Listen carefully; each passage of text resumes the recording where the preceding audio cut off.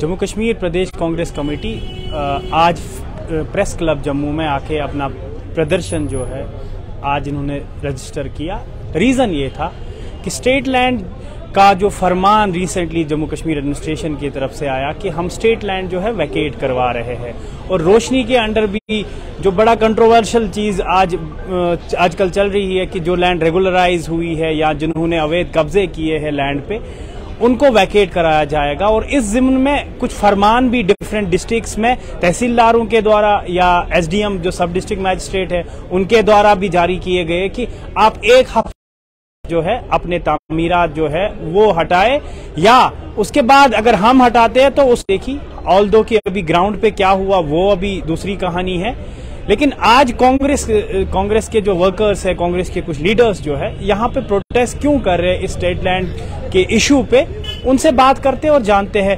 हमारे साथ general secretary Congress Shahnawaz जी हमारे साथ है। मुझे बताइए कि मुद्दा क्यों है? अगर स्टेट लैंड को वैकेट करवाना है तो मुझे लगता है कि इसके अगेंस्ट तो हमें होना नहीं चाहिए, हमें तो इसके साथ होना चाहिए कि ठीक है आप स्टेट लैंड वैकेट करवाओ तो कोई प्रॉब्लम नहीं है। क्या मुद्दा है? देखिए, आपने अच्छा सवाल किया।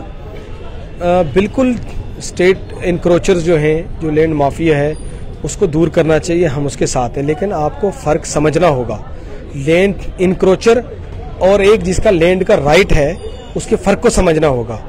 ये वेलफेयर स्टेट है हमारा देश, चाइना से तो है नहीं है। यहाँ डेमोक्रेटिक कंट्री है, यहाँ लोगों को हम अधिकार दे रहे हैं, हम राइट टू लाइवलीहुड को फंडामेंटल राइट बनाने जा रहे हैं, और हमें हर एक लैंडलेस आदमी को जो है वो हक देना है। ये कानून कहता है कि लॉ लिमिटेशन की वायलेशन हो रही है, तो आप ऐसा फरमान जारी कर देते हैं जिस शख्स के पास आपके देश का नागरिक है, जो गरीब है, जो गरीब किसान है, जिसके पास इतनी ही जगह है, कहीं गांव देहात में कोई कीमती जगह नहीं है, शहरों में कोई गांव देहात में इतनी ही जगह है जिसपे उसने अपना कच्चा मकान बनाया है, या थोड़ी सी जगह है जिसपे वो एग्रीकल्चर लैंड है, जिसपे वो अपना रोजी रोटी कमाता है, साल भर बच्चों का पेट पालता है, इसके अलावा उसके पास कुछ नहीं है। ऐसे लोगों को आप बलडोजर चलाने की बात करते हो, ऐसे लोगों की आप जमीन छीनने की कोशिश करते हो, और जो एक्चुअल लैंड माफिया है, लैंड ग्रोवर है, बड़े बड़े मॉल्स हैं, बड़े बड़े होटल्स हैं, उनको बड़ी फिशेज हैं, उनको आप जो है उनको आप उन पे बुलडोजर नहीं चलाते हैं। समझ में ये आ रहा है कि लैंड जो है वो स्टेट लैंड वैकेट करवाना ये ठीक है। क्या आप तरीके पे क्वेश्चन कर रहे हो कि आप जो तरीका अपना रहे हो कि आप किसी जिसके पास 1 मरला 2 मरला जमीन है उसको वैकेट करवा रहे हो, लेकिन जहां किसी के पास 1000-100 कनाल है उसको, क्या तरीके पे क्वेश्चन है ये? देखिए, तरीके पे भी क्वेश्चन है और सिलेक्शन पे भी क्वेश्चन है। ये सिलेक्शन गलत है। सिलेक्शन, आप एक गरीब आदमी जिसके पास उतनी जगह है उनका राइट है। मैं आपको बताता चलूं, ये लोग आज से काबिज नहीं है कोई 2-4 साल से या 10 दिन से, ये 30-40-50 साल से है। कानून ये कहता है कि 1957 से जो लोग काबिज थे उनको कानून बना दिया, उनको S 432 और LB 6 के तहत उनको मालकाना हकूक दे दिए। उस वक्त कुछ लोग रह गए क्योंकि रेवेन्यू की गलती की वजह से जो बहुत गरीब लोग थे जो अप्रोच नहीं कर पाए, वो गिरदावरियां नहीं करा पाए, तो रेवेन्यू डिपार्टमेंट ने भी छोड़ दिया और उनकी गिरदावरियां नहीं हुई, वो लोग उस वक्त रह गए।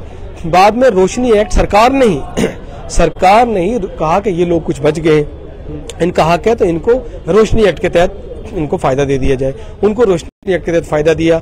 आज जो कानूनी तौर पे जो उनको हक मिला था उनकी भी, और जो कहीं बेचारे गलती से रह गए थे 50 साल से जो रह रहे हैं उनको भी निकालने की कोशिश की जा रही है। ये गैर कानूनी है।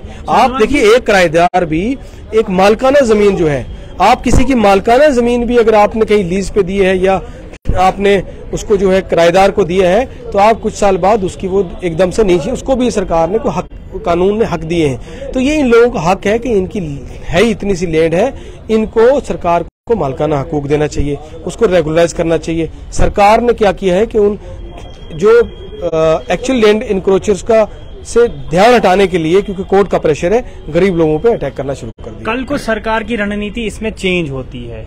एक्चुअल लैंड इंक्रोचर्स जिनको हम कभी कभी माफिया भी बोलते हैं, कि जिन्होंने बड़ी बड़ी जमीनें जो है कब्जे में लेके रखी है, कल को सरकार की स्ट्रेटेजी चेंज होती है कि वो वहां से शुरू होते, क्या हम तब कांग्रेस को या कांग्रेस के वर्कर्स को हम सरकार के साथ देखेंगे? बिल्कुल। हमने कांग्रेस पार्टी ने प्रेस कॉन्फ्रेंस करके कुछ दिन पहले ये सरकार को क्लियर कर दिया, आप अगर एक्चुअल इंक्रोचर्स के लैंड को इंक्रोच से बचाते हो या बुलडोजर चलाते हो तो हम आपके साथ हैं, लेकिन हम गरीब लोगों पे ये जो बर्बरता और जुल्म है, ज्यादती है, ये बर्दाश्त नहीं करेंगे। इसके खिलाफ आंदोलन होगा।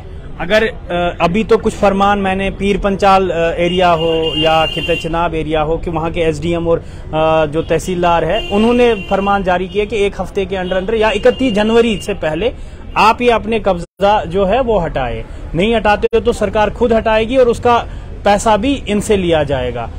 कल को उसमें कोई तब्दीली नहीं आती तो कांग्रेस पार्टी को हम कहाँ देखेंगे तब? देखिए, इससे बड़ा मुझे नहीं लगता कि इससे बड़े बेवकूफ लोग जो हैं कभी सरकार में रहे होंगे, जो ये कहते हैं कि जिस एक गरीब शख्स के पास कच्चा घर है, उसके जेब में कुछ नहीं है, उसके पास वही उसका असासा है, आप उसका घर जाके बुलडोजर से गिराओगे, उसकी जमीन कब्जा कर लोगे, फिर कहोगे आप खर्चा दो उसका गिराने का, उसके पास है ही कुछ नहीं है, उससे कहां से लोगे? उसकी किडनी बेचोगे निकाल के या उसका खून निकाल के तो वो बेचोगे और फिर उसका खर्चा पूरा करोगे?